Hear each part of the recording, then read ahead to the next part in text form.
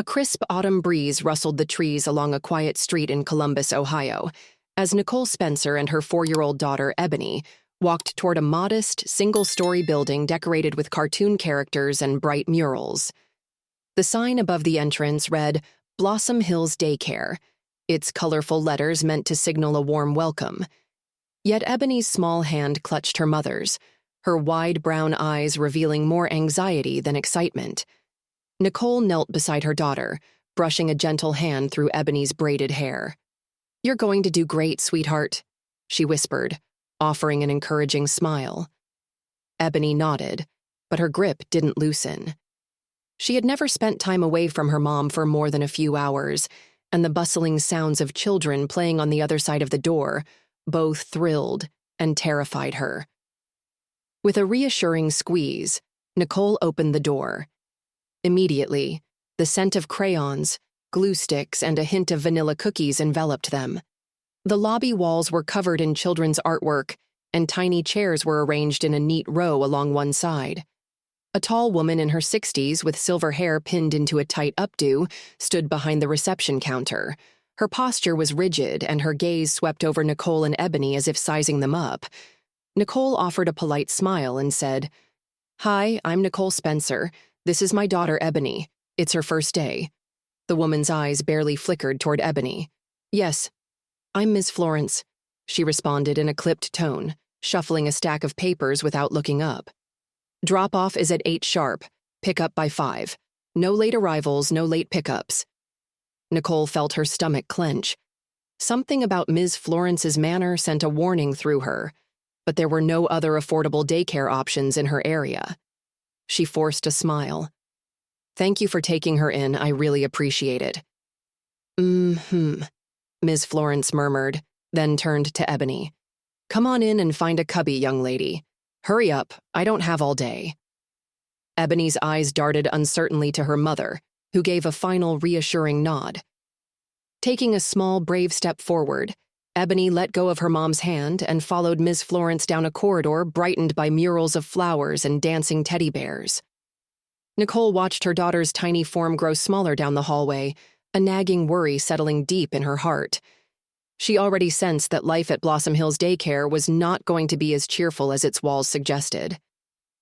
Nicole lingered at the entrance, hoping for one last glimpse of Ebony. But Ms. Florence led the little girl out of sight, leaving Nicole with a silent, uneasy farewell. She exhaled a breath she hadn't realized she was holding, then turned to leave for work, promising herself that everything would be just fine. The first day at Blossom Hills Daycare was anything but warm for Ebony. While the other children ran around the colorful playroom chasing balloons or stacking blocks, she stood on the edge, feeling unsure of where she belonged. The oversized windows let in beams of sunshine that danced along the floor, but the cheeriness of the bright rays didn't reach Ebony's troubled heart. She glanced around, noticing a lively group giggling as they built a tall tower of foam blocks. Ebony mustered her courage, clutching a tiny teddy bear she'd brought from home, and walked over. "Hi," she said softly, her voice almost drowned by the boisterous laughter. Before any of the kids could respond, Ms. Florence loomed behind Ebony. "Child, those blocks aren't for you," she snapped, pointing an accusing finger. "You're going to knock them over, and I just got them sorted." Ebony froze. It was the very first time she'd tried making friends, and her heart sank at the stern admonishment. A little boy with sandy hair had been about to hand her a block, but when he saw Ms. Florence's glare, he quickly looked away. "Come with me," Ms. Florence ordered, leaving Ebony no choice but to follow. She ushered the little girl to a small table in the corner, set with a few crayons and some torn coloring books. "Sit," she barked. "We'll see how you handle these." Her tone held an undercurrent of impatience that Ebony felt in her gut. The girl carefully slid onto a chair, placing her teddy bear on the table as if seeking comfort.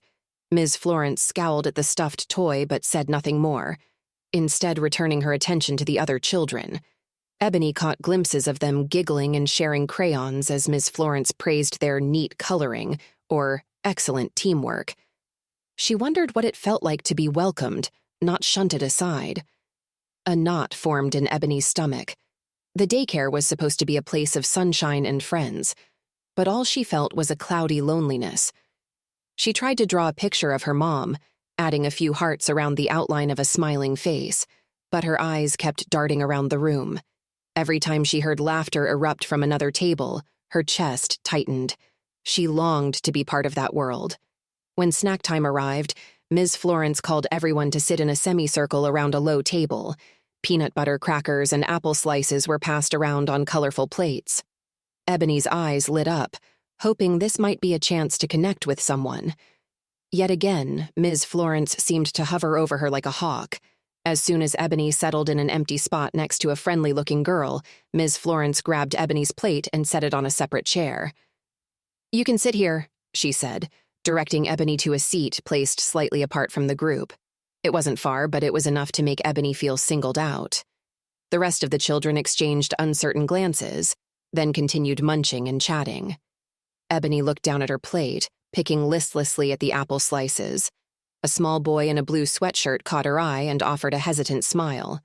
But Ms. Florence returned, handing out more snacks while ignoring Ebony's table altogether. The boy quickly looked away as though worried he'd be scolded for showing kindness to Ebony.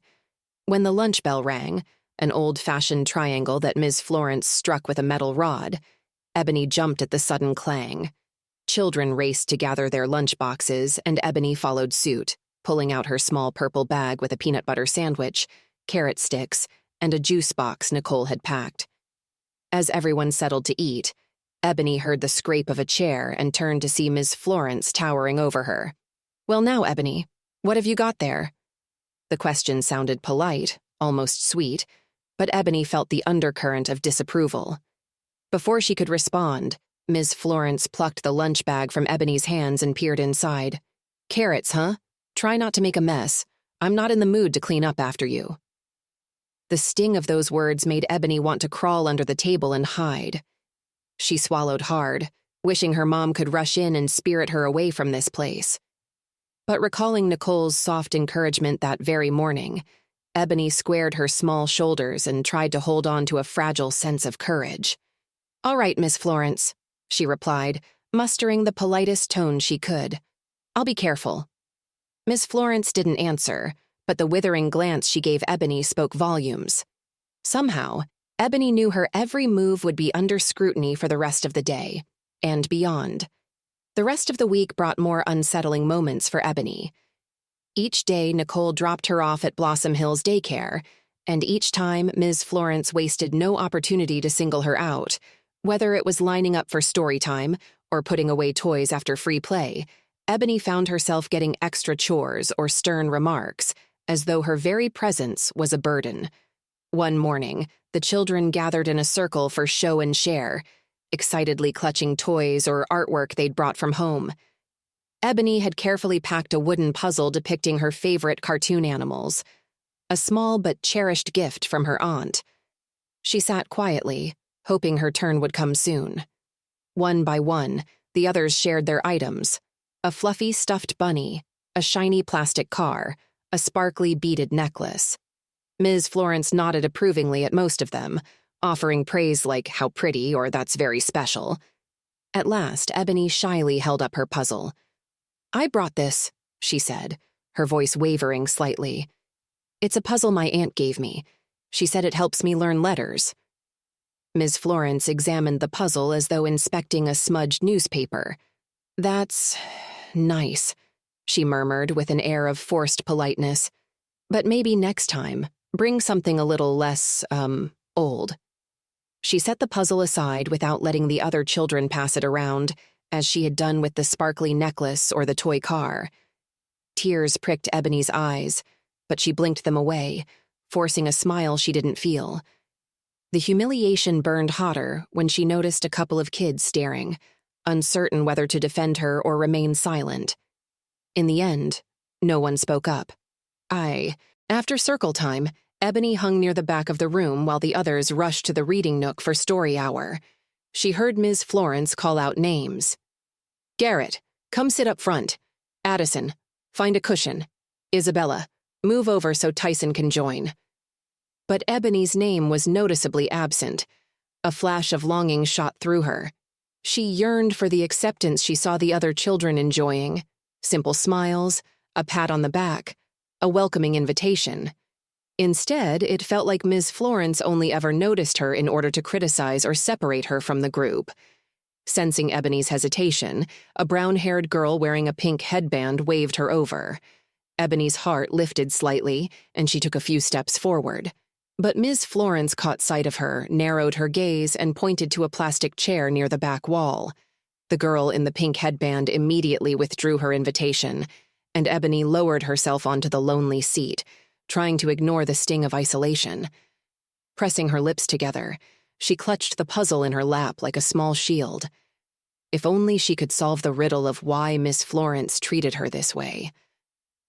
Ebony thought about her mom's gentle smile and calming voice, reminding her always to stay kind, no matter what. Holding back tears, she whispered under her breath, "Mommy, I promise I'll try." That evening, back at the small duplex Nicole and Ebony called home, Nicole noticed something different in her daughter's demeanor. Usually, Ebony would burst through the door, excited to tell her mom all about her day, about a new song she'd learned, or the funny joke a friend had told. But that night, Ebony walked in quietly, set her little backpack down, and went straight to her room without a word. Worried, Nicole followed her and found Ebony sitting cross-legged on the carpet, staring blankly at the puzzle from show and share time. The dim light of sunset streamed through the window, illuminating the unshed tears in Ebony's eyes. Nicole knelt beside her. "Sweetheart, what's wrong? Did something happen at daycare?" she asked softly, placing a reassuring hand on Ebony's back. Ebony shrugged, keeping her gaze on the floor. "It's just not what I thought it would be," she whispered, her voice barely above a murmur. "There's a teacher. Ms. Florence, she doesn't like me." Nicole's heart tightened. She had sensed there might be problems, Ebony's reluctance to go each morning, her subdued mood at pickup, but hearing it now hit her like a punch. "What do you mean she doesn't like you? Did she say something mean?" Ebony hesitated, fiddling with a corner of the puzzle box. She remembered all the times Ms. Florence snapped at her or separated her from the other children. She tells me I'm going to ruin things or that I'm too messy. She won't let me play with the other kids," Ebony said, her voice trembling. Nicole gently gathered Ebony into her arms. "Oh, baby. I'm sorry," she murmured, pressing her cheek against her daughter's hair. Her mind whirled with questions. Could it really be as bad as it sounded? Yet she trusted Ebony's words more than her own doubts. "I'll speak to Ms. Florence," Nicole said gently, stroking Ebony's back. "If she's not treating you right, then I need to understand why. No one should make you feel unwelcome or unimportant." Ebony sniffled, finally meeting her mom's gaze. "But promise you won't let her be mad at me?" she pleaded. Nicole's eyes welled up with empathy. "I promise, sweetheart. I'll take care of it." That night, while Ebony slept fitfully, Nicole lay awake, grappling with anger and concern. Blossom Hills had been the only daycare she could afford. She needed to keep her job to pay rent and bills. But she also couldn't leave her daughter under the care of someone who seemed to single Ebony out. One thought settled firmly in Nicole's mind. She would do whatever it took to protect her child. The next morning, Nicole left for work with a knot in her stomach. She had called the daycare earlier, requesting a quick chat with Ms. Florence, and was told she could come in during lunchtime. The hours leading up to that appointment felt like an eternity. Nicole's thoughts ping-ponged between worry and anger. Worry that she might worsen Ebony's situation by confronting Ms. Florence, and anger that her sweet little girl was being subjected to such unfairness. Meanwhile, at Blossom Hills Daycare, Ebony walked in with anxious eyes. She spotted Ms. Florence standing near the art station, arms folded and gaze stern, surveying the children as though they were all potential trouble. Ebony placed her backpack on the hook labeled with her name, took a deep breath, and whispered the words her mother had taught her to say whenever she felt afraid. "I am brave, I am kind, I am important." It was painting time, a beloved activity for most of the kids, who hurried to pick brushes and swirl bright colors onto big sheets of paper. Ebony couldn't hide a hint of excitement. She adored art and often created sweet drawings for her mom. Steeling herself, she approached the table where a few kids were already dabbing their brushes into jars of paint. But the moment Ebony reached for a paper, Ms. Florence's voice sliced through the bustling chatter. "Ebony, we have enough children here. You can wait." She nodded at an empty corner table, where leftover paints and a crumpled piece of poster paper remained. Ebony swallowed her disappointment. She glanced at the other kids who were too absorbed in their own creations to notice. Clutching a paintbrush, she made her way to the makeshift corner Ms. Florence had indicated. It was almost hidden behind a large shelf of puzzles and blocks, a spot that felt even more isolating than her usual place.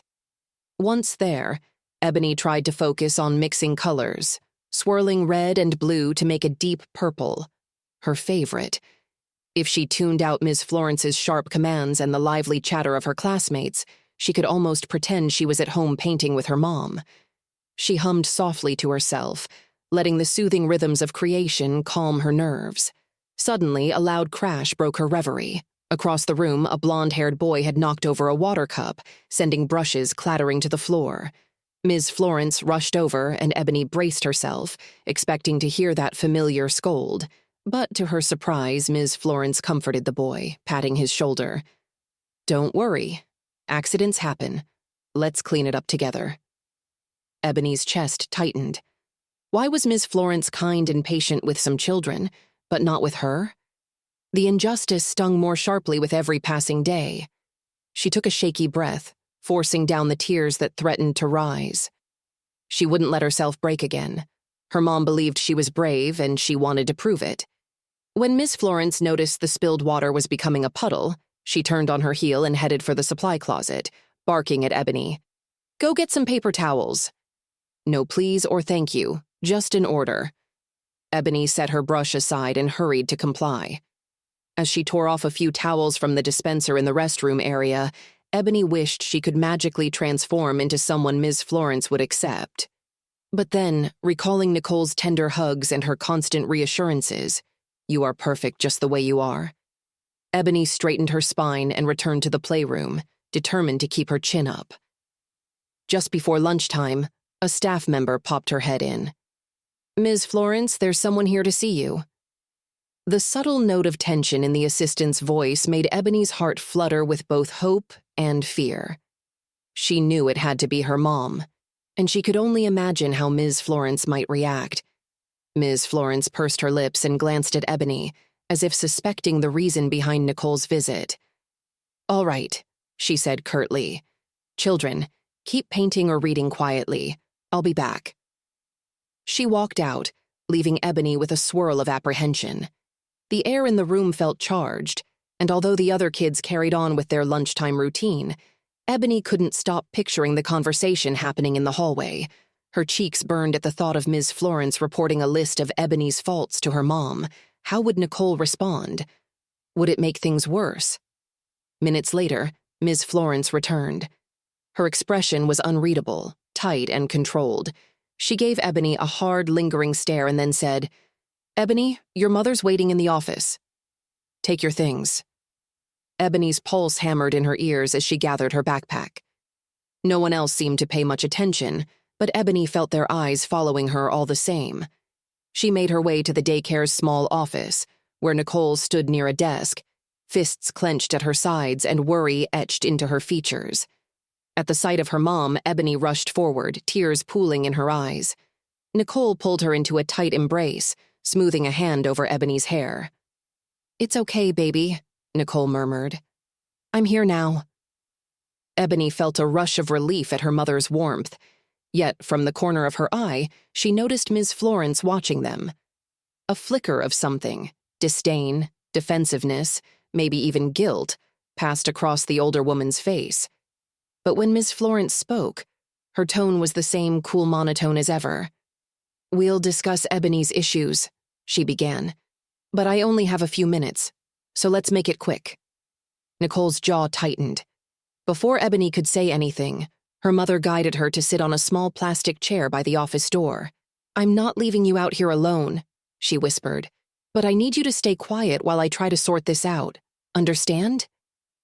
Ebony nodded, heart pounding.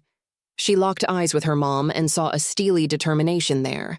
Despite the thick tension in the air, a faint spark of hope fluttered in Ebony's chest. Maybe, just maybe, this would be the conversation that changed everything. Nicole's heart pounded as she faced Ms. Florence across the cramped daycare office. The space felt stifling, with filing cabinets pressed against every wall and a pile of children's artwork stacked haphazardly on the desk. Ebony sat on a small chair by the door, her eyes darting back and forth between her mother and the stern caregiver. "I want to understand what's happening here," Nicole began, keeping her voice steady despite the anger simmering inside her. "My daughter comes home in tears, telling me you won't let her play with the other children, you speak harshly to her, and you keep her separated from everyone else. I need to know why." Ms. Florence let out a dismissive sigh. "I'm running a daycare, Ms. Spencer," she answered, crossing her arms over her neat blouse. "Not a playground free-for-all. Ebony struggles to follow instructions and seems more high maintenance than the other children. So I've had to enforce some stricter boundaries." "Stricter boundaries?" Nicole repeated, her voice tightening. "What does that mean exactly?" "It means," Ms. Florence replied icily, "when she knocks over blocks or bumps into other children, I have to correct her. And if she seems likely to cause chaos at the art table, I set her up somewhere she can't disrupt things." Nicole shook her head, her frustration boiling over. "All children make mistakes. Spilling paint or knocking blocks is normal for their age. But Ebony says you rarely let her join in, that she's always being reprimanded. I'm concerned this goes beyond just correction." Ms. Florence's eyes flickered toward Ebony, who fidgeted in her seat, trying to disappear into the background. "I make sure she's included when she proves she won't disrupt the others," the older woman said. Then, in a lowered tone, as if Ebony wasn't in the room, she added, "Besides, you must realize some children simply don't fit in as easily. Maybe the environment here just isn't the right match for her." Nicole clenched her fists, anger flashing in her gaze.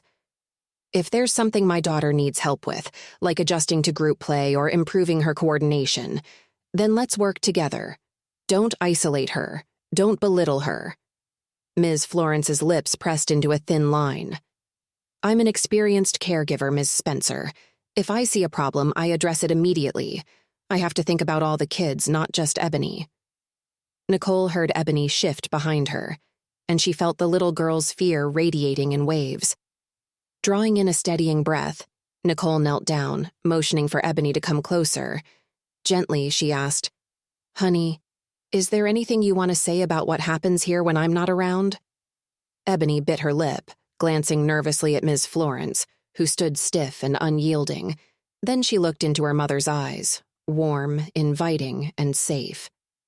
"Ms. Florence always tells me I'm too messy," Ebony whispered, her voice trembling with pent-up hurt. "She says I'll knock things over. She sends me to corners by myself, and I don't know why." Tears welled in her eyes. "I try to listen, Mommy. I do." In the heavy silence that followed, Ms. Florence finally looked away, a flicker of discomfort crossing her features.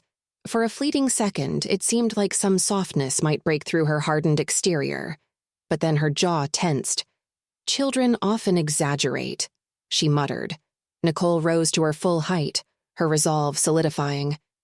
"I don't appreciate the way you're dismissing my daughter's feelings," she said, her tone calm but steely. "We're not here to argue about semantics. My child is hurt. Something has to change, or I'll have no choice but to find a different arrangement." Ms. Florence opened her mouth as though to retort, but whatever words she had prepared didn't come out. She merely shrugged, forcing a neutral expression. "If you believe Blossom Hills is no longer a good fit, that's your decision. But there's a notice period in our contract, 2 weeks minimum." Nicole's jaw tightened, recognizing the financial bind that kept her here. Backing out meant losing part of the fees she'd already paid, and she needed every penny for rent and groceries. Yet the thought of leaving Ebony in Ms. Florence's care for another day made her stomach twist. She took a breath, placing a comforting hand on her daughter's shoulder. "We'll manage," she said, her voice tight. Then, turning to Ms. Florence, she added, "I won't make Ebony stay here if she's not being treated fairly. But for now, while we're tied to this arrangement, I expect a change in your behavior. No more singling her out. No more isolation. Am I clear?" Ms. Florence's lips pursed. She gave a curt nod, her gaze shifting anywhere but at Ebony. Nicole gently ushered Ebony toward the door. She paused, glancing at Ms. Florence one last time, her eyes flashing with a fierce protectiveness.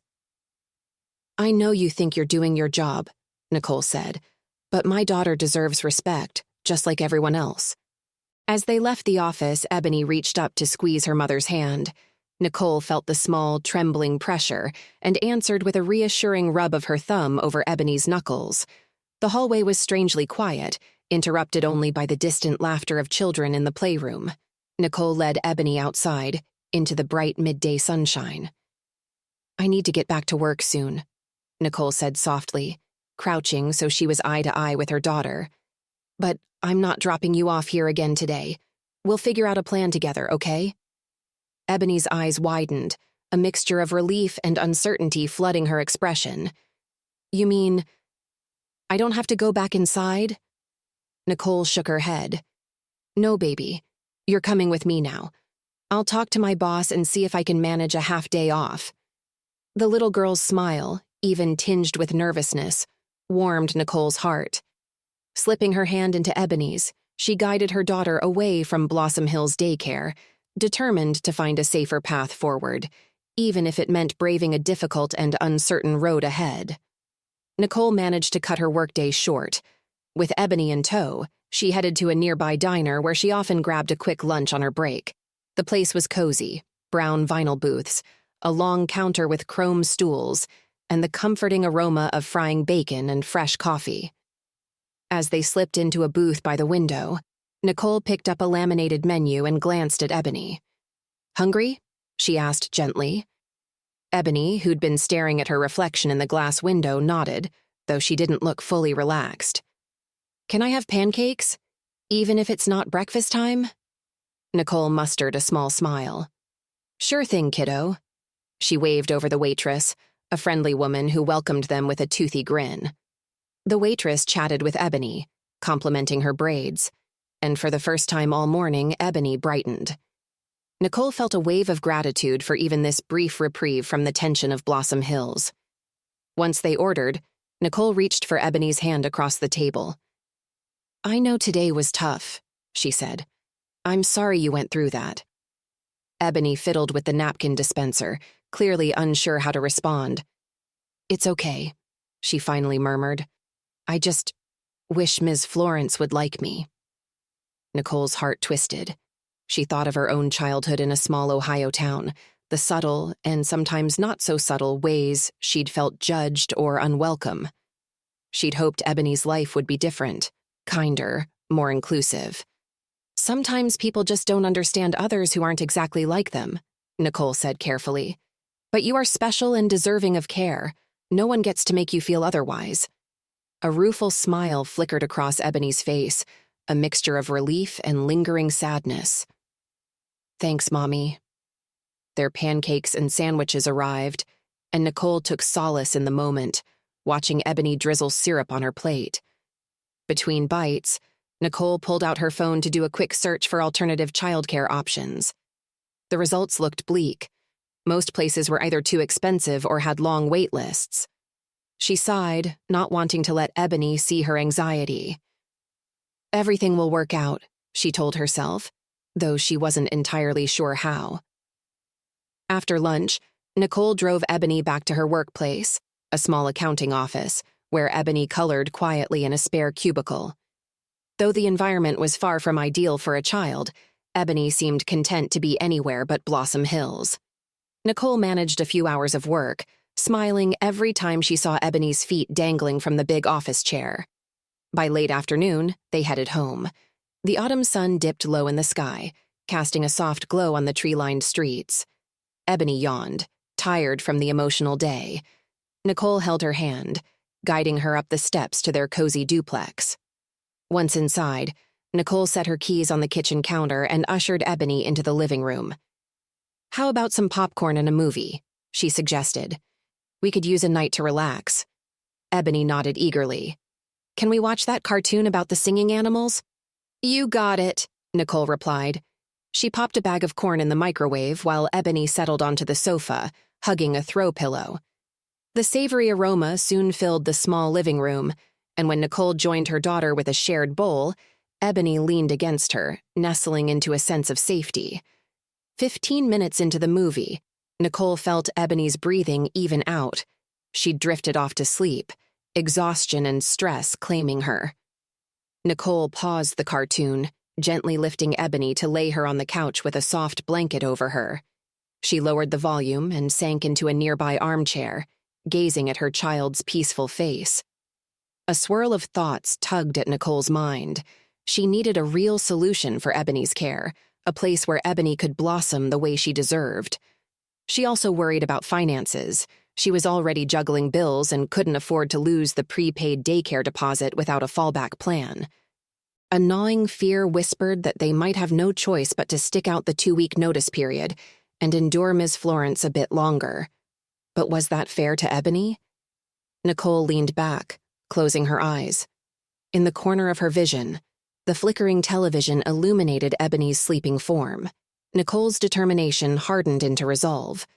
No matter how daunting it seemed, she would protect her daughter. She would find a better path, even if it meant confronting Ms. Florence again, or sacrificing somewhere else in her already tight budget. "Hang in there, my brave girl," Nicole whispered, her gaze softening as she looked at Ebony. "I won't let you down." The following morning, Nicole awoke to the faint sound of cartoons playing on low volume. She rubbed her eyes and found Ebony curled up on the couch, still wrapped in the soft blanket from the night before. It took Nicole a moment to recall how tense the previous day had been. Picking Ebony up from Blossom Hills in the middle of the day, the upsetting conversation with Ms. Florence, and the desperate search for alternatives that remained painfully fruitless. As Nicole rose from her armchair, every muscle felt stiff with worry. She padded into the tiny kitchen, brewed a quick cup of coffee, then returned to Ebony's side. The little girl stirred, blinking at the morning sun peeking through the thin curtains. "Morning, Mommy," Ebony murmured, voice husky from sleep. "Morning, sweetheart. Did you rest okay?" Nicole asked gently, brushing a hand over her daughter's forehead. Ebony nodded, leaning into the warmth of her mother's touch. Nicole forced a brave smile. "We've got a few hours before I need to head to work. How about we eat something together and figure out a plan for today?" Ebony sat up, tucking the blanket around her knees.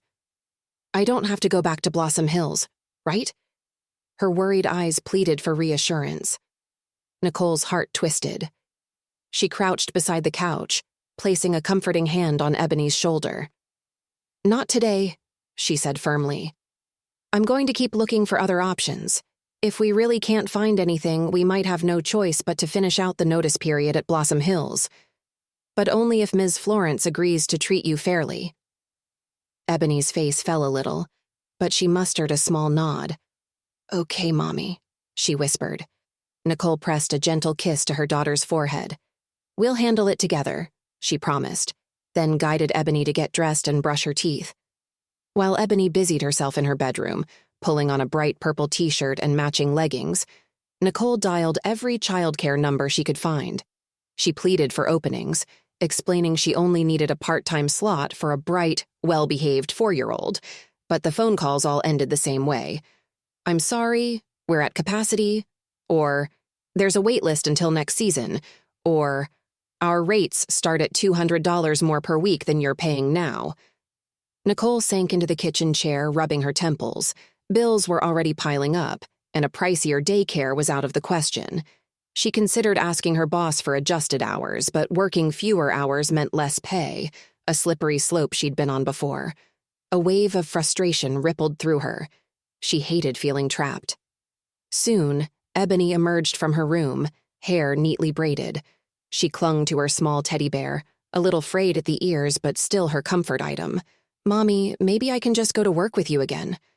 Her innocent tone tugged at Nicole's heart. Nicole managed a tight smile, reaching out to ruffle Ebony's braids. I wish I could, sweet pea. But that's not going to work every day.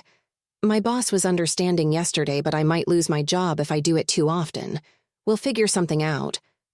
Together, they prepared a simple breakfast: scrambled eggs, toast, and apple slices. Ebony chattered about a new drawing she wanted to make for Nicole's office, describing bright suns and little birds. Nicole couldn't help but marvel at her daughter's resilience. Even after everything that had happened, Ebony's sweet spirit was still shining through.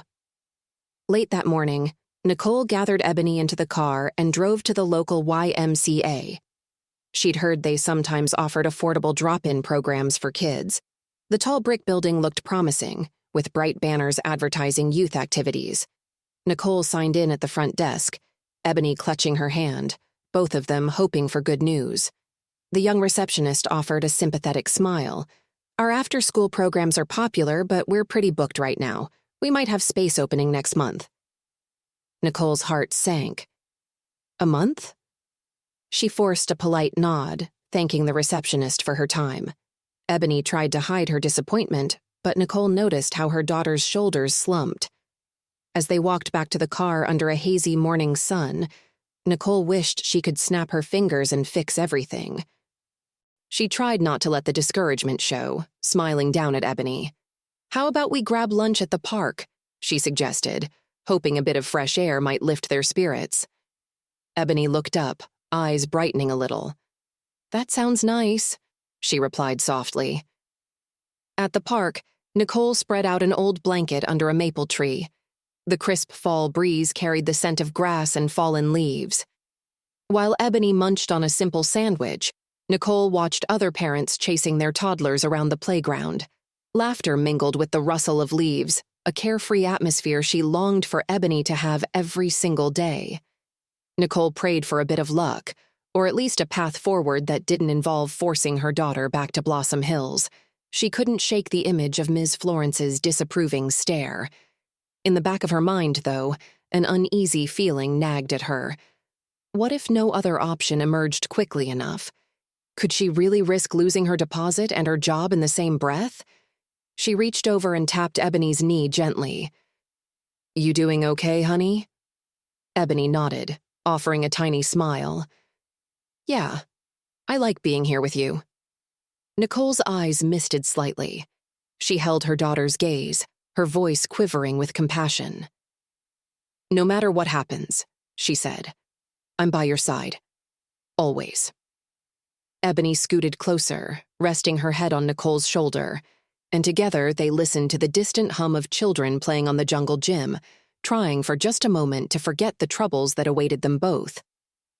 Mildred Adams sat quietly in a busy clinic waiting room in Indianapolis, her hands trembling around the handle of a polished wooden cane. She tried to ignore the whirl of activity, nurses dashing by with clipboards, patients chatting softly, the hum of a nearby vending machine. Yet her focus slipped away every few seconds, drifting back to a time she wished she could erase from memory. Decades ago, in a small daycare called Meadow Creek Children's Center, Mildred had been the head caregiver. She'd been strict, rigid, some might say, and in her determination to maintain order, she'd singled out a shy young girl named Diana. Diana had been bright, energetic, but also vulnerable. Mildred had treated her more harshly than the rest, assuming no one would ever notice or care.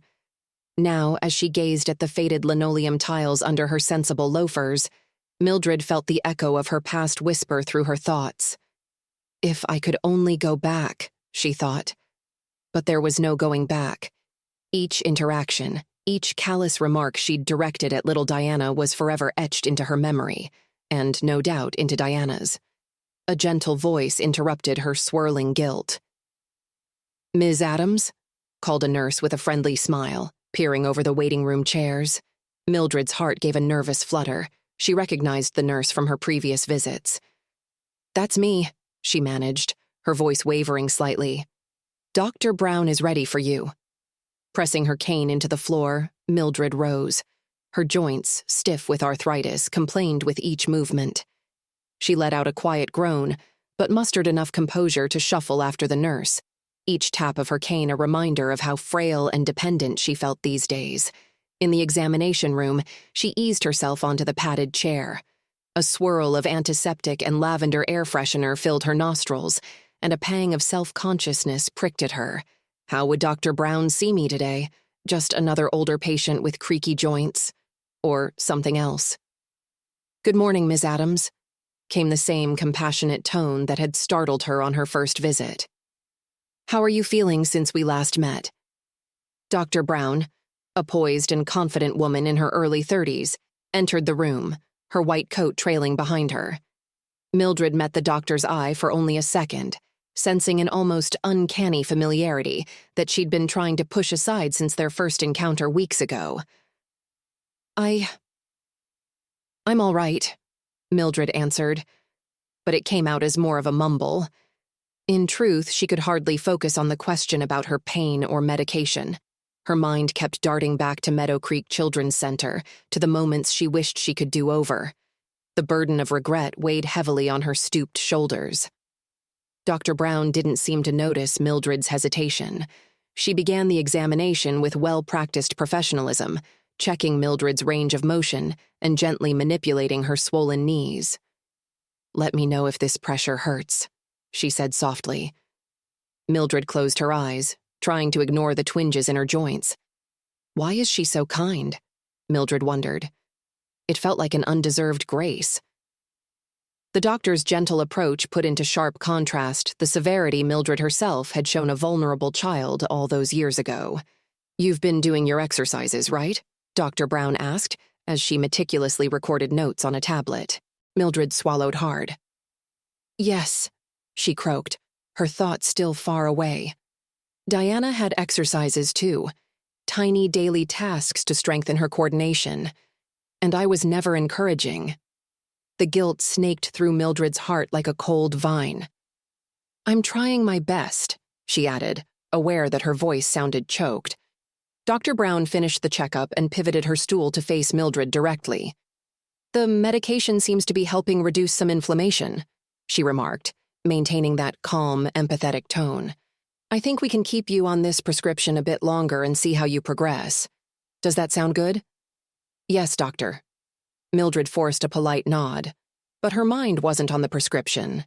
She wondered, could Dr. Brown possibly be that little girl from all those years ago? The one I sent off to the corner, the one I singled out? "At the end of the appointment, doctor." Brown gently squeezed Mildred's hand. "Try not to worry too much," she said with a kind smile. "I'll see you next week to check on your progress." Mildred left the clinic with her cane tapping against the tile, a swirl of emotion rolling in her stomach. The possibility felt almost too painful to face, yet unmistakably real. Is she Diana? Mildred agonized. And if so, how could she ever make this right? Days folded into weeks, and Mildred Adams's routine became a carousel of solitary evenings in her small apartment, restless nights watching the local news, and occasional grocery runs where no one bothered to greet her. Each time she hobbled to the corner pharmacy to fill her prescriptions, she felt the stares of younger folks brush over her like she was invisible. Loneliness shadowed her every step. But the real weight on her spirit was not her isolation. It was her secret shame. She had started to piece together more clues. Dr. Brown's gentle expression, the subtle glimmer of recognition in her eyes. Mildred had a potent hunch that Dr. Brown was, in fact, Diana, the child she had treated so unfairly at Meadow Creek Children's Center. By the time she returned for her next appointment, Mildred could no longer keep her questions bottled up. After Dr. Brown measured the swelling in Mildred's fingers and jotted notes on a chart, Mildred inhaled a shaky breath. She allowed her eyes to meet the doctor's, her own watery gaze reflecting years of regret. "Dr. Brown?" she began, her voice wobbling. "This might sound strange, but have we met before?" A faint flicker crossed Dr. Brown's face.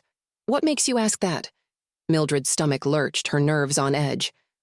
"I used to work at a daycare called Meadow Creek, many years ago." She paused, scanning the doctor's features, searching for a sign. Dr. Brown's eyes grew distant. Her lips parted as if she might speak, but no sound came out right away. Finally, in a subdued tone, she said, "Yes. I was there as a little girl." Mildred's chest tightened. In that moment, she knew beyond doubt this was Diana, all grown up, now a respected physician. The child Mildred had berated and excluded. The memory of Diana's tear-streaked cheeks flashed in her mind like a painful snapshot. I recognized you," Mildred whispered, tears already pricking her eyes. She fought against the emotion knotting in her throat, but it spilled over.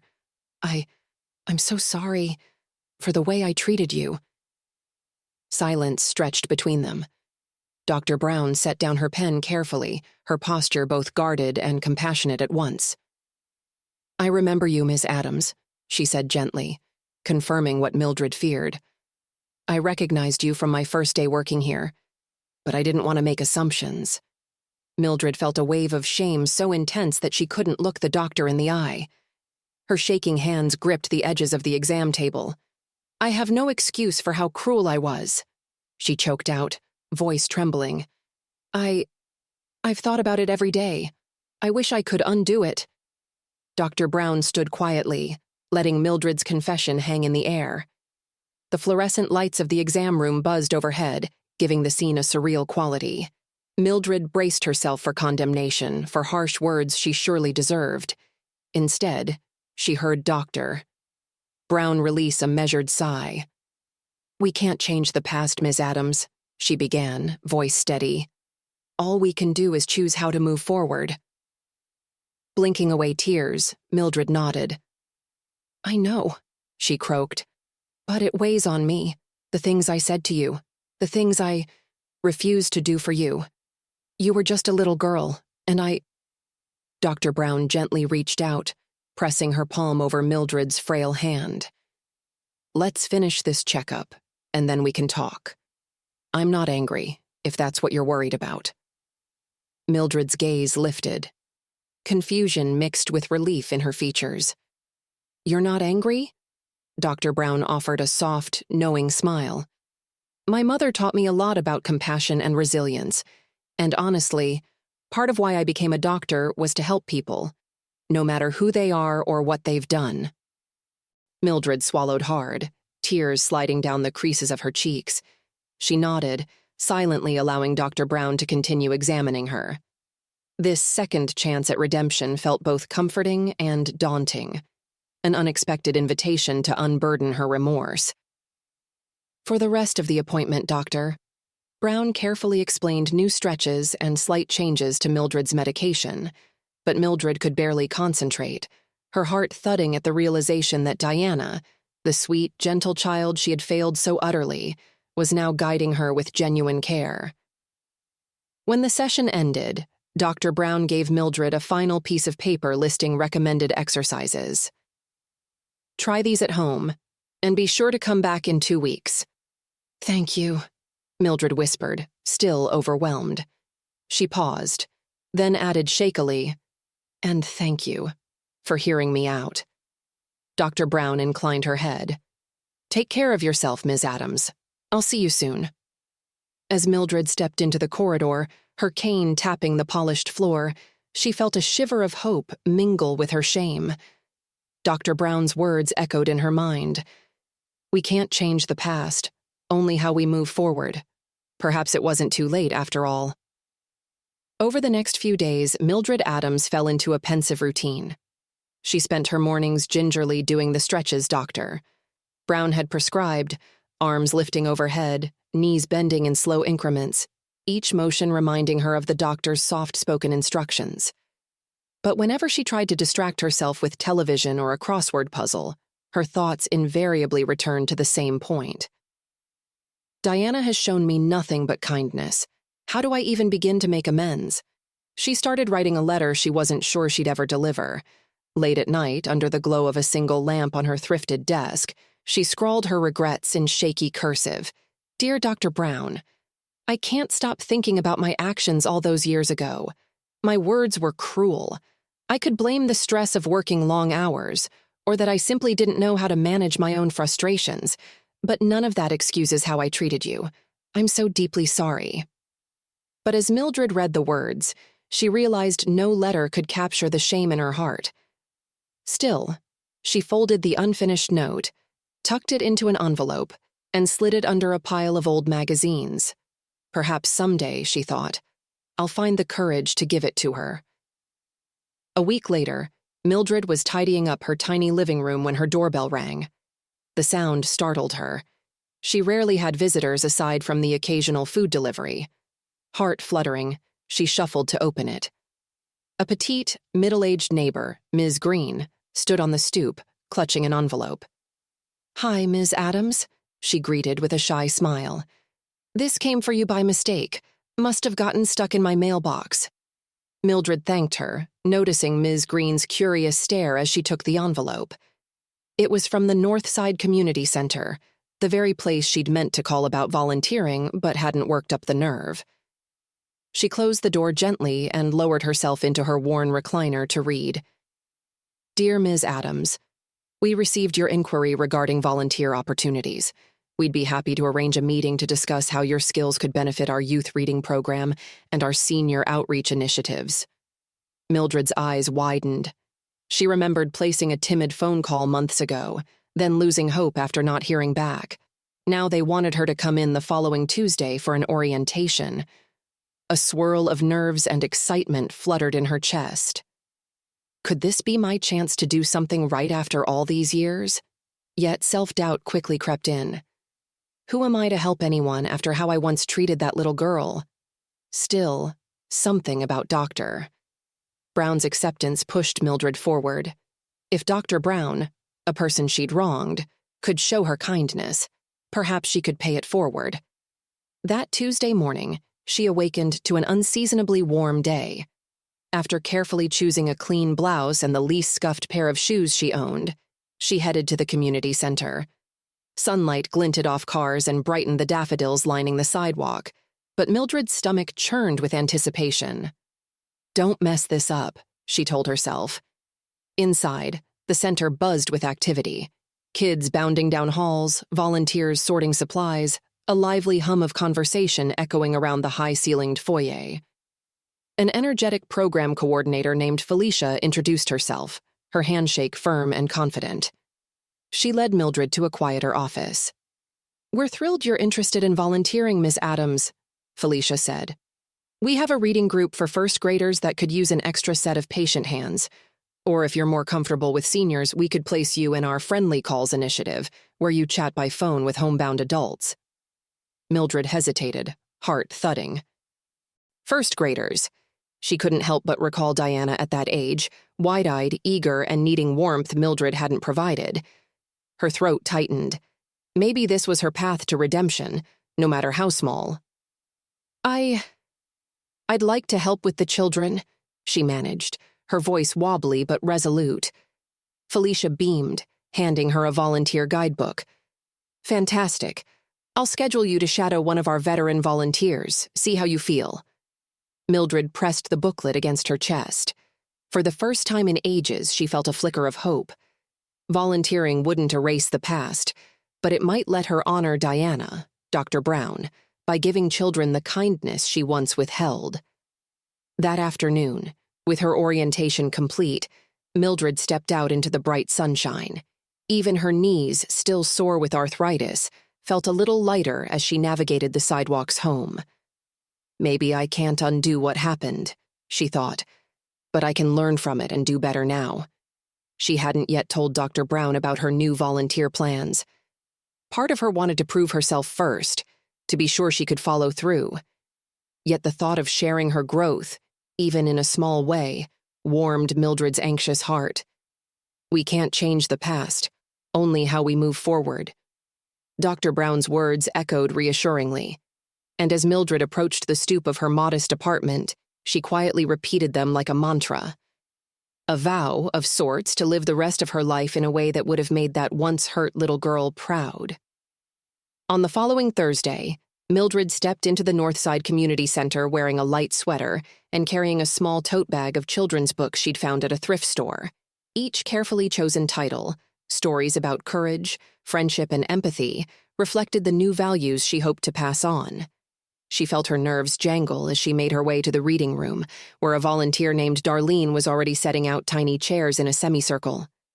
Children's artwork brightened the walls, hand-drawn rainbows, stick figure families, and bold scribbles of color. The playful atmosphere stood in sharp contrast to the tense memory of how Meadow Creek Children's Center had once felt for young Diana. Darlene, a kind-eyed woman in her 60s, greeted Mildred warmly. "I'm so glad you're joining us, Ms. Adams," she said. "These kiddos will love fresh faces and fresh voices." Mildred managed a thin smile, shifting on her feet. "Thank you for letting me help. I'm excited but a little nervous." She carefully placed her thrifted books on a small table. Darlene patted her arm reassuringly. "Don't worry. You just need to show them you care. That's what they'll remember most." Those words tugged at Mildred's heart. If only I'd realized that decades ago. She took a seat on a child-sized chair, knees protesting at the awkward angle, while children began trickling in. Some were shy, peeking out from behind parents. Others bounded forward, chattering at Darlene about their day. The group eventually settled, 8 bright-eyed first graders who gazed at Mildred and Darlene with a mixture of curiosity and excitement. Darlene introduced Mildred as our new helper, then handed her the first story to read, The Kind Kangaroo. Mildred swallowed, her voice shaky as she began. Catherine the kangaroo lived in a forest with all her animal friends. To her relief, the children listened intently. One little boy clutched a stuffed dinosaur, while a curly-haired girl kept scooting closer, as if drawn by the soothing cadence of Mildred's words. Each sentence grew steadier as Mildred found her rhythm. She paused for dramatic effect, used gentle gestures, and watched the kids' eyes light up whenever she mentioned the kangaroo's kindness toward smaller creatures in need. Halfway through, a boy named Tyler asked quietly, "Does the kangaroo ever get angry and stop being nice?" Mildred blinked at the unexpected question. Her chest tightened, recalling all the times she had lost her patience with Diana. She mustered a gentle smile, wishing she could go back in time. "Catherine sometimes gets frustrated," she admitted, "but she always tries to understand others before she acts." The children nodded solemnly at the message, and Mildred's heart squeezed with gratitude for this chance. She continued reading until the story's end, where Catherine the kangaroo helped a frightened bird learn to fly. When she finished, little Tyler clapped enthusiastically. "Yay, she stayed nice." Darlene gave Mildred an encouraging nod. "That was wonderful." A warmth spread through Mildred's chest, part relief, part joy. The kids formed a small line, each one offering a high five or a quick hug. Mildred's throat tightened when she felt the earnest squeeze of tiny arms around her waist, a tactile reminder that children crave acceptance and kindness above all else. Afterward, Mildred helped distribute snacks, apple slices, and small cups of water. She observed how a timid girl picked at her fruit, seemingly hesitant to join the livelier kids. Mildred gently knelt down, her knees aching in protest, and offered the girl a bright smile. "What's your name, dear?" The child glanced up. "Rosie," she whispered, big eyes reflecting equal parts shyness and hope. "That's a lovely name," Mildred said softly. "I'm Ms. Adams. Would you like me to sit with you?" Rosie nodded, and Mildred carefully eased onto the floor, ignoring the twinges in her joints.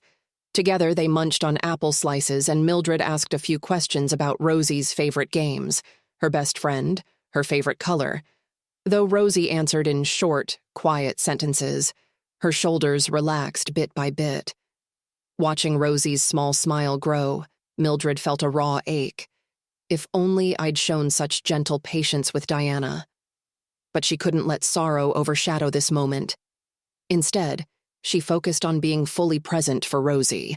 By the time the reading session ended, Mildred's muscles throbbed from crouching and kneeling, yet her spirit felt lighter than it had in years.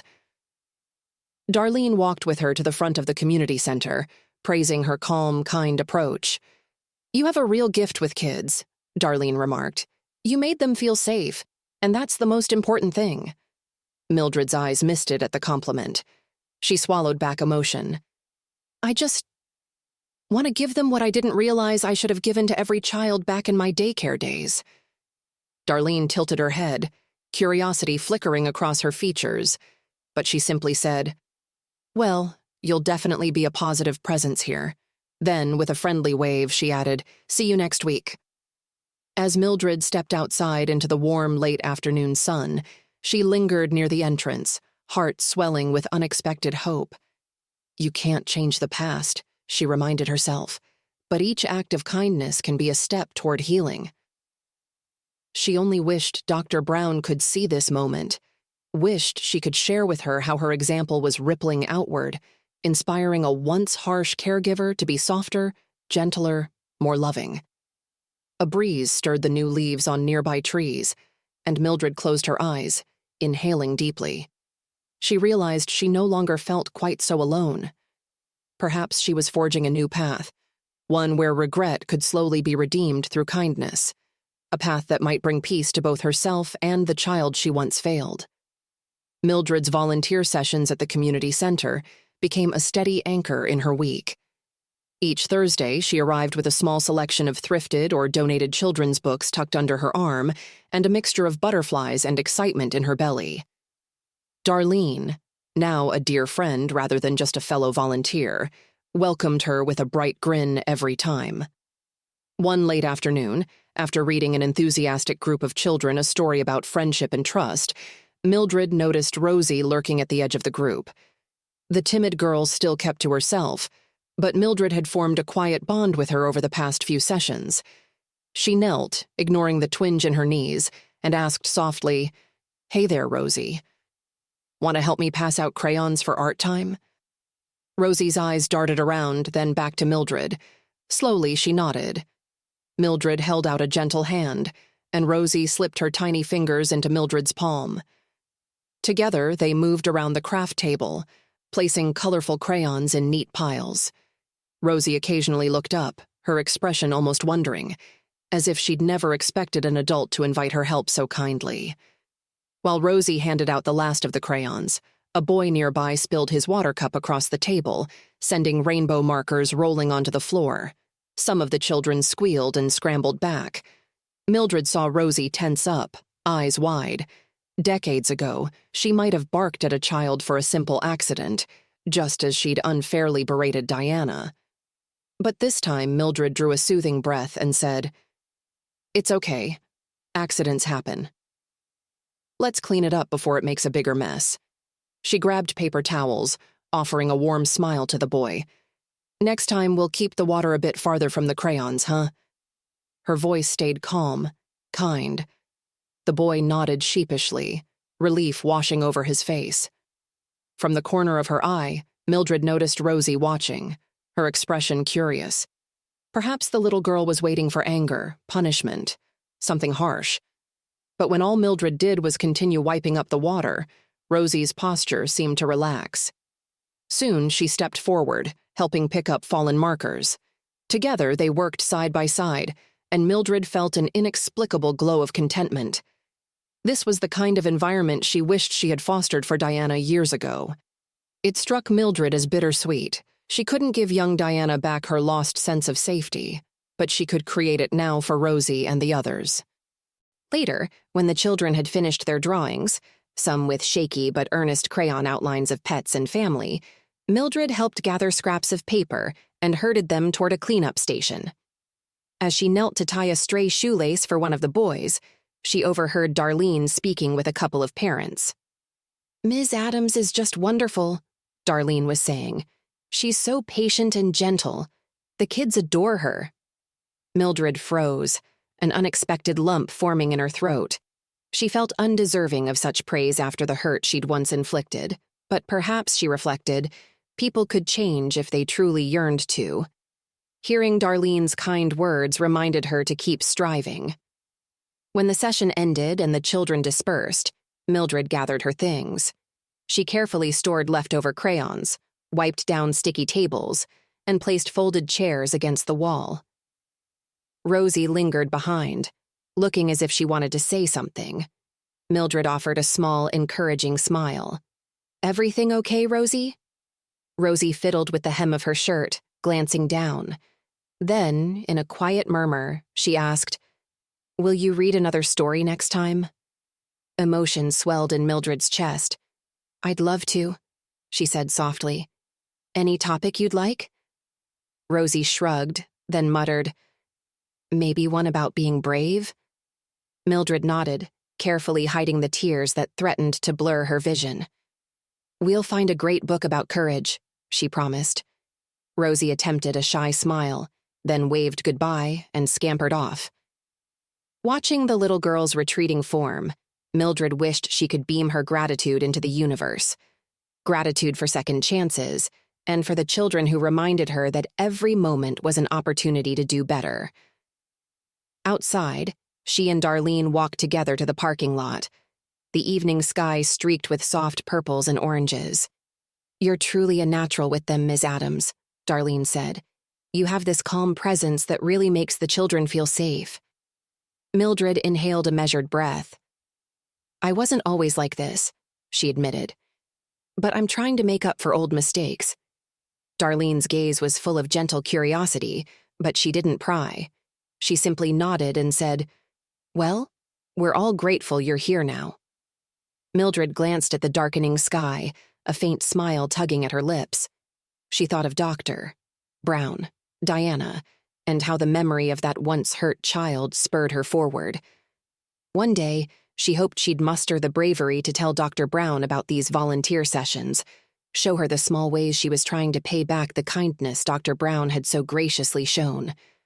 For now, she stored this quiet victory in her heart, letting the peaceful satisfaction of helping those little ones replace the lingering sting of her past. Though the path of atonement stretched far, Mildred understood she was walking it one caring act at a time. And with every new step, she felt the heavy guilt ease just a little more, replaced by a small but growing light of hope. A few weeks later, Mildred returned to Maple Grove Clinic for her scheduled arthritis follow-up. Despite the lingering guilt and nerves she still felt around Dr. Brown, she also carried a new glimmer of pride. Volunteering with the children had sparked a gentle warmth in her life, something she secretly hoped Dr. Brown would be glad to know. Stepping into the exam room, Mildred clutched her cane a bit less urgently. Her knees still hurt, but the exercises and her lifted spirits had eased some of the daily aches. Dr. Brown greeted her with that same calm composure Mildred had come to recognize. "How have you been since last time?" the doctor asked, settling onto a small rolling stool. Mildred mustered a tentative smile. "Better, I think. The stretches. They're helping." She hesitated, then decided to add, I've also been doing some reading sessions for kids at a community center, so I'm moving around more." Dr. Brown's eyebrows arched with gentle interest. "Oh? That's wonderful. How did you get involved there?" Mildred breathed deeply, heart fluttering as she dared to mention it. Well, I realized I wanted to do something meaningful, give back, and reading to children seemed like a place to start." Dr. Brown placed a stethoscope around her neck, gently guiding Mildred to rest her arm on the exam table. "I think that's a lovely idea," she said, listening to Mildred's pulse. "Kids benefit so much from attention and kindness." Her eyes flickered with something akin to understanding, or perhaps recollection of the past. Mildred felt a mix of relief and renewed guilt twist in her stomach. With careful hands, Dr. Brown moved on to check Mildred's joints, bending each knee in slow increments. "Let me know if it hurts," she reminded softly, though her tone held no sternness or judgment. Mildred winced here and there, but found it more manageable than before. "You're showing good improvement," the doctor remarked, typing notes into a tablet. "The swelling has gone down a bit, and you've retained more flexibility than I expected."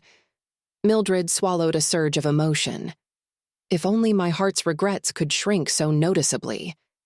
But she summoned the nerve to continue the conversation. "Doctor, I hope it's not too bold of me to say, but I've thought about our past a lot, and I want you to know I'm truly sorry."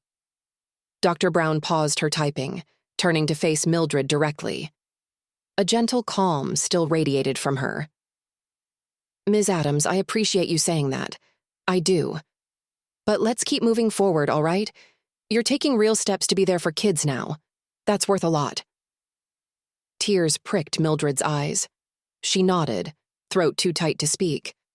Dr. Brown patted her hand gently before returning to her notes. The exchange, while brief, felt like another step on the road to atonement. Mildred sensed that Dr. Brown wasn't dismissing the past.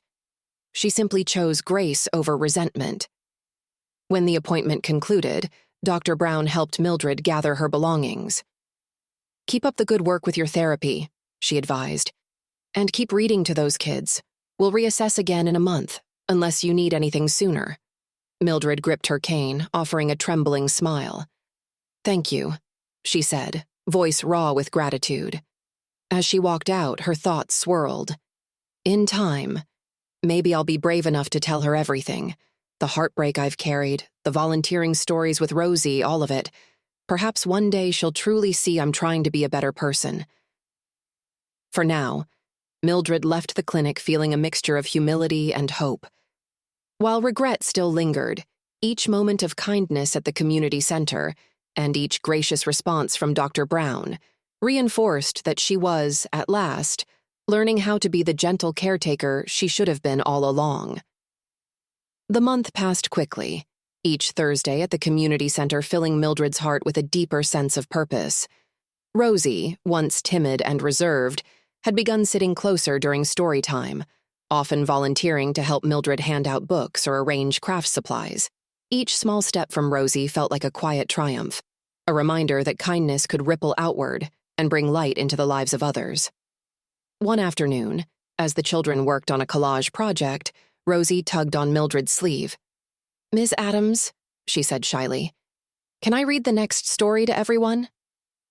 Mildred's heart swelled. Of course, dear, she said warmly. Which one would you like to read? Rosie pointed to The Brave Little Mouse, a story Mildred had read to the group weeks earlier. The choice made Mildred's chest tighten with pride and tenderness. She helped Rosie settle into the reading chair and handed her the book. The little girl's voice wavered at first, but soon grew stronger, her confidence bolstered by the attentive silence of her peers. As Rosie read, Mildred glanced at the children gathered in a semicircle on the rug, their wide eyes glued to the tiny narrator. She thought back to a time when she had dismissed a young Diana, pushing her to the edges of group activities. The memory stung less now, though, as Mildred realized she was finally doing what she hadn't back then, fostering connection, belonging, and trust. When Rosie finished, the children erupted into applause. Mildred clapped the loudest, her smile beaming with encouragement. You were wonderful, Rosie, she said as the girl returned to her seat, cheeks pink with pride. Later that evening, after Mildred had returned home to her quiet apartment, she felt an unshakable urge to share this small victory. For weeks, she'd hesitated to tell Dr. Brown about her volunteer work, fearing it might sound insincere or self-serving. But tonight, buoyed by Rosie's bravery, Mildred decided it was time. She retrieved the partially written letter she had tucked away weeks earlier and unfolded it carefully. Sitting at her small wooden desk, she added new lines in her neat, deliberate handwriting. Dear Doctor Brown, I want to share something I've been working on lately. I've started volunteering at the Northside Community Center, reading to young children every week. There's a little girl, Rosie, who reminds me so much of the kids I worked with years ago. She's shy but so bright, and she's beginning to find her confidence. Seeing her grow has been one of the most meaningful experiences of my life. I think about you often, and how your forgiveness has allowed me to start making amends, not just to you, but to others. Your grace continues to inspire me. Thank you for showing me that it's never too late to change. With gratitude, Mildred reread the letter several times, nerves fluttering in her chest. She debated whether to hand-deliver it at her next appointment or mail it anonymously. Finally, she slid the letter into an envelope and set it aside, deciding to sleep on it. At her next appointment, Mildred carried the envelope in her bag, though she hadn't yet gathered the courage to hand it over. Dr. Brown greeted her with the same serene professionalism, performing the usual checks with care and precision. The doctor remarked on Mildred's continued improvement, noting that her range of motion had increased. As Dr. Brown typed her notes, Mildred's fingers brushed against the envelope in her bag. She cleared her throat softly. "Doctor, I wrote you something. A letter." Dr. Brown glanced up, her expression warm but curious. "Oh? You didn't have to do that." "I know," Mildred said quickly, her voice trembling. "But it's something I've been wanting to say. It's about what we talked about before and some things I've been doing lately." Dr. Brown set down her tablet and leaned forward slightly, her attention fully on Mildred. "I'd love to read it." With shaking hands, Mildred pulled the envelope from her bag and handed it over. Dr. Brown accepted it gently, her gaze flickering with curiosity and quiet understanding.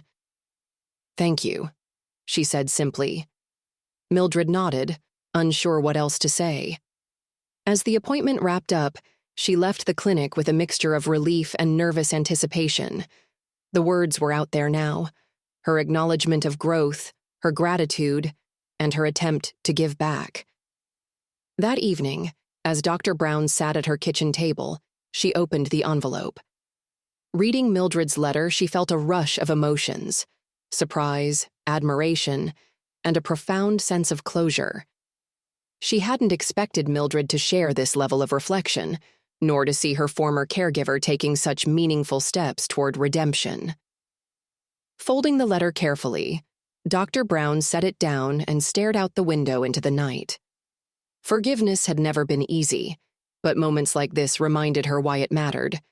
Mildred's journey affirmed her mother's lesson: that grace had the power to heal not just the forgiven, but the forgiver as well. Dr. Brown smiled softly to herself. Perhaps we've both been transformed in ways we never anticipated. In the weeks that followed, Mildred noticed a shift, not just in herself, but in how the world seemed to respond to her. At the community center, Rosie and the other children greeted her with joy, eager for her stories and patient guidance. Darlene often commented on how much the children blossomed under Mildred's gentle care, and Mildred, in turn, felt a quiet pride she hadn't known in decades. One Thursday, after reading a story about forgiveness, Rosie hugged Mildred tightly and said, "You're the nicest grown-up I know." Tears filled Mildred's eyes, but she smiled warmly, hugging the little girl back. In that moment, she felt the weight of her past lighten just a little more. At her next appointment, Dr. Brown welcomed Mildred with her usual warmth, but this time, there was something extra in her gaze, something like admiration. "I read your letter," Dr. Brown said, setting aside her clipboard. "Thank you for sharing that with me." Mildred felt her cheeks flush. I wanted you to know I'm trying." Dr. Brown nodded, her voice steady and kind. "You're doing more than trying. You're making a difference not just for yourself but for others.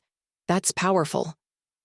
As they parted ways, Mildred felt a peace she hadn't known in years. The road to redemption had been long, but with each step she had found purpose and healing. Forgiveness, she realized, wasn't just a gift. It was a bridge to something greater: hope. And as she walked home, cane tapping softly on the sidewalk, Mildred finally allowed herself to believe in the possibility of a brighter tomorrow.